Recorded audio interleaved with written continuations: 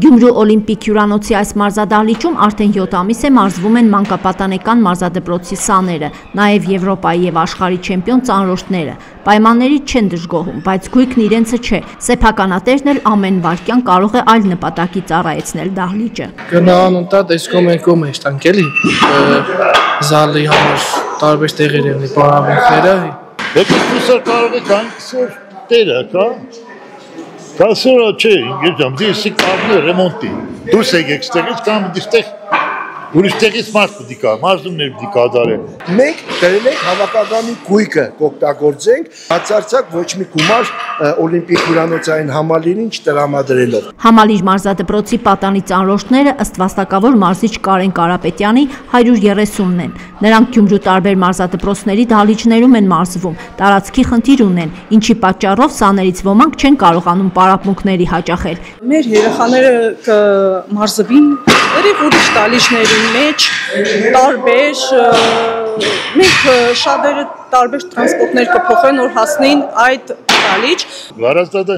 աշխարհի երկու անգամ չեմպիոն եղավ, երկու անգամ Եվրոպայի չեմպիոն եղավ։ Եկուց այդ տեղեն օրիգա որտեղ դիպարավ։ Նման արդյունքների կես ունեցող սպորտսմենը ուրեմն տարբեր երկրներում իր անվան մարզադահլիճն ունի, իսկ մենք անգամ մեր վտարված դահլիճի վերանորոգումը չունենք։ Այս մարզադահլիճում 32 տարի պարապել են տարբեր ժամանակաշրջանների չեմպիոնները, այն 10 ամիս առաջ հրդեհվեց, մինչ այդ էլ դահլիճը վերանորոգման կարիք ուներ։ Միջազգային մրցահաշտակներում հաղթանակներ տանելուց հետո մարզիչներն ու մարզիկները ամեն անգամ կառավարությունում խնդիրը բարձրաձայնում էին, բայց գործնական քայլեր չեղան։ Գերմանացիները եկել էին Լալայան Վարազդատի համար վավերագրական ֆիլմ նկարելու մեր այդ դահլիճում։ Հախանտ է անմարդկային պայմաններում դուրստեղին կպարապի գորմենակ չեմպիոններ տալու։ Տրված եզրակացության համաձայն դեռևս 1930-ականներին կառուցված այս շենքի առաստաղն ամեն րոպե կարող է փլվել։ Դեպքից ամիսներ անց չկա որևէ ծրագիր, թե ինչպես է լուծվելու նախարարության ենթակայության տակ գտնվող մարզադպրոցի դահլիճի հարցը։ Կառավարությունը տեղյակ է ամենաբարձր մակարդակով, քանի որ մեր վարչապետին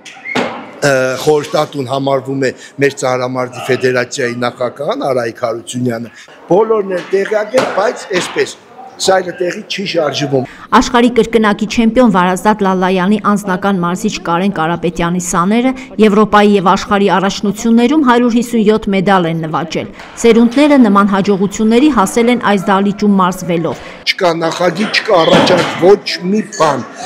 Ընդհանրապես ես դեռ համար եմ զարմացած, թե ես ինչ եմ ներել այս երկրին, բացի այն ամենալավագույն արդյունքները ցույց տալով։ Կարեն Կարապետյանը հույս ունի, որ Արթուր Ալեքսանյանի անվան ըմբշամարտի նորակառույց մարզահամալիրի շինարարության ավարտից հետո գյումրեցի ծանրոշտները հնարավորություն կունենան մարզվելու այնտեղ, բայց այստեղ շինարարությունը տևական ժամանակ դադարեցված է։ Քաղաքաշինության կոմիտեի մամուլի քարտուղար Գայանե Ավագյանի տեղեկացմամբ կառավարությունը որոշում է կայացրել լուծել Կապալառու կազմակերպության Գրիգորյան շին ընկերության հետ Քաղշին կոմիտեի կնքած պայմանագիրը եւ նոր մրցույթ հայտարարել։ Տևական ժամանակ էր շինարարություն չէր իրականացվում, կազմակերպությունը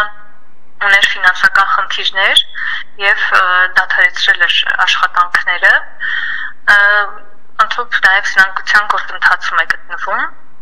Բացի այդ եղել են այո նաև նախագծային խնդիրներ եւ նոր շին կազմակերպության ներգրավմանը զուգահեռ նաև նախագծային շտկումներ կարվեն։ Աշխատանքների 40%-ն է արված, կատարողականները վճարված,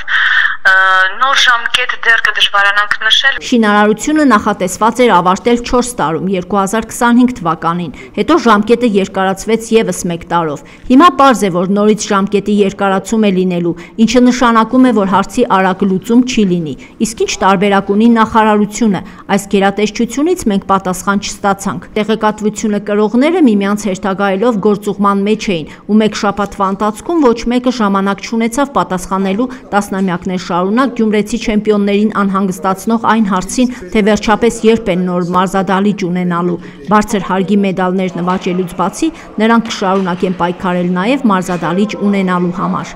Կարինե Կազարովա, Համբարձում Պապոյան, Regions TV, Գյումրի։